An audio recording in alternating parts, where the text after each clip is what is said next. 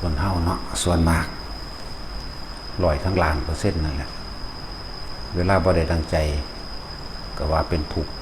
ว่าเจ้าของทุกข์ทั้งสั่นทั้งสี่เดือดร้อนจะบอกให้ว่าบ่ฮู้ว่าสิ่งนั้นคือสิ่งที่ตัวเองเลือกมาสิมาบ่นหาภาษาอะไรจะมาบ่นหาภาษาอะไรในหลายๆคนบางคนที่ได้ผัวตัวเองอยากได้เองแต่ว่าเวลาเขาเห็นบ่ถูกใจบ่นเอาผัวผิดนะเอาผัวผิดคิดจนวันตายเอาเมียผิดคิดจนวันตายนั่นแหละจึงบอกว่าบ่นหาภาษาอะไรในเมื่อตัวเองเลือกเอาเองแล้วนี่บ่มีผู้ใดขาดคิดในแนวนี้แล้วก็ไปเว้าพื้นผัวพื้นเมียไปนินทาเพื่อเสียให้คนอื่นเห็นใจตนเอง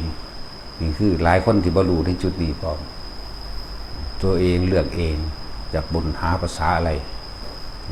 เหมือนกับสิ่งตัวเองที่แสวงหาอยากได้เองอยากได้รถอยากได้บ้านอยากได้หน้า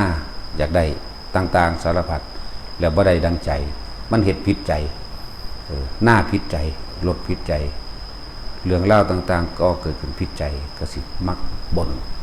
ว่าตัวเองเป็นทุกข์อย่างนั้นเป็นทุกข์อย่างนี้ก็เมื่อตัวเองพอใจเองเลือกเองแล้วก็สิทุกข์เฮ็ดหยังกับมันในเมื่อตัวเองเลือกเนาะนี่คือความบ่รู้ของคนของสัตว์ทั้งหลายเหมือนกันนะอยากได้รถไปซื้อรถมาแล้วบึงไปลอกมาแล้วก็จมบนว่าบ่ถืออันนั้นบ่ดีอันนี้บ่ดีสารพัดเนาะจะสิจมไปเฮ็ดหยังไม่รู้จะบ่นหาภาษาอะไรเนาะเพราะว่าตัวเองเป็นคนตัดสินใจเลือกเอาเองเรื่องผัวก็กันเรื่องเมียคือกันเรื่องล่ามก็ไปเรื่องลูกก็คือกันหลายอย่างไหลเลื่อยเข้าไปนั่นแหละกลไกของความคิดที่ผู้คนมันเป็นทุกข์เพราะว่ามันบ่ได้ดังใจคนส่วนมากบ่ได้ดังใจสิโทษผู้อื่นเด้100ทั้งล้านเวลาบ่ได้ดังใจโทษคนอื่นล้วนๆบ่เคยโทษตัวเองบ่เคยหาเข้าสู่ก้นบึงของความเป็นโทษของความทุกข์ของตนเองส่วนมากโทษผู้อื่นผัวก็โทษเมียก็โทษผัวลูกถ้าเป็นพ่อแม่ลูกก็โทษพ่อโทษแม่พ่อแม่ก็โทษลูกถ้าเป็นเรื่องเกี่ยวกับญาติพี่น้องโทษญาติพี่น้องเป็นสั่นก็นึกว่าตัวเองเลือกมาเกิดเองเลือกมาเกิดเองแล้วสิบ่นหาภาษาอะไรในเมื่อตัวเองพอใจที่จะมาเกิดเองเนาะนั่นแหละสมน้ำหน้าพวกเกิดพวกความบ่รู้สมน้ำหน้าในเมื่อสิ่งตัวเองแสวงหาได้แท้ๆแสวงหาเองเป็นเองแต่กับบ่นเองว่าตัวเองทุกข์คนที่เกิดเพราะรู้กับเกิดเพราะไม่รู้ต่างกันทุกข์เขาก็พอใจเขาก็ยินดีแต่ว่าบ่ได้ทุกข์แต่เขาก็ไม่บ่นต่างกันเด้แหละหลายอย่างเทียบไหลเข้ามาเฮา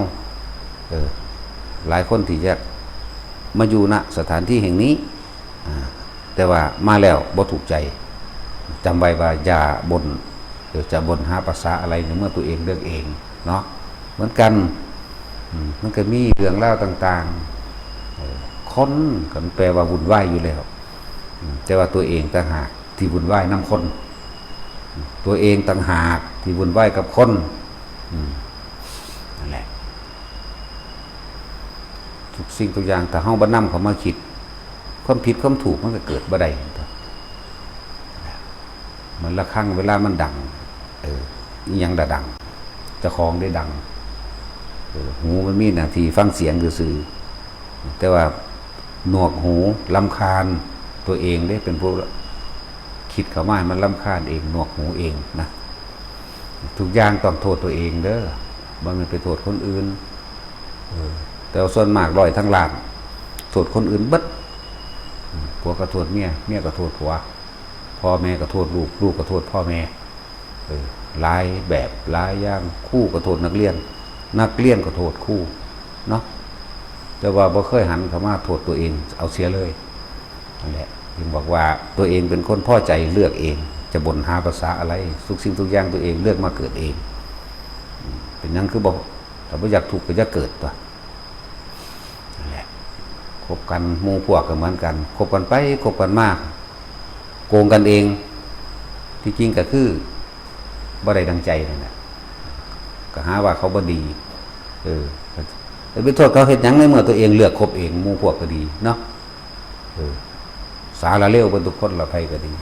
สาระเลวโทษแต่ผู้อื่นแต่ไม่เคยโทษตนเองนั่นแหละ ตั้งแต่เรื่องโทษผู้นั้นโทษผู้นี้เขาเป็นแบบนั้นเขาเป็นแบบนี้ก็มึงไปเลือกคบเขาเฮ็ดหยังสัตว์ผัวก็คือกันเมียก็คือกันก็ไปเลือกเอาเขาเฮ็ดหยังสัตว์ฉะนั้นจงอย่าบ่นเพราะตัวเองพอใจที่จะเลือกเอง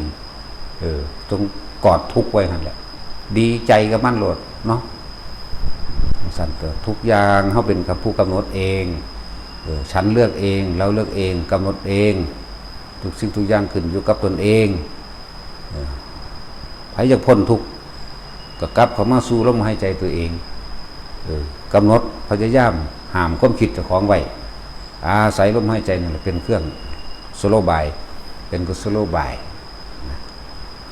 ทุกคนก็มีสิทธิ์ที่เลือกเองสุขหรือทุกข์เจ้าของก็เป็นผู้ให้ความหมายหรือให้ความสำคัญมันเองเด้สุขกับท้องได้เป็นผู้ให้ความสำคัญสุขก็คืออย่างได้ดังใจพอใจดีดาสุขแล้วก็ว่าตัวเองเก่งได้ถ้าสุขถ้าได้ดังใจแต่ว่าถ้าทุกข์บ่ได้ดังใจโทษคนอื่นเด้มักสิว่าตัวเองมีความสามารถเด้ถ้าวันได้ดังใจเนาะนั่นสั่นแหละเบิ่งความสารเลวในใจของเจ้าของเนื้อภัยก็ดีนะสังสารวัฏอันนี้ความคิดของเจ้าของเป็นผู้เลือกมันมาเองเฮาเกิดผ่านพระพุทธเจ้ามันนับประมาณบ่ได้ดอกเด้นับบ่ได้แล้วแต่ว่าเฮาเป็นผู้เลือกเองเลือกที่จะมาอย่างนี้เลือกที่จะมาเป็นแบบนี้ก็ได้เมื่อตัวเองเลือกเองแล้วอย่าโทษใครบ่นหาภาษาอะไรเด้อนั่นแหละเพราะ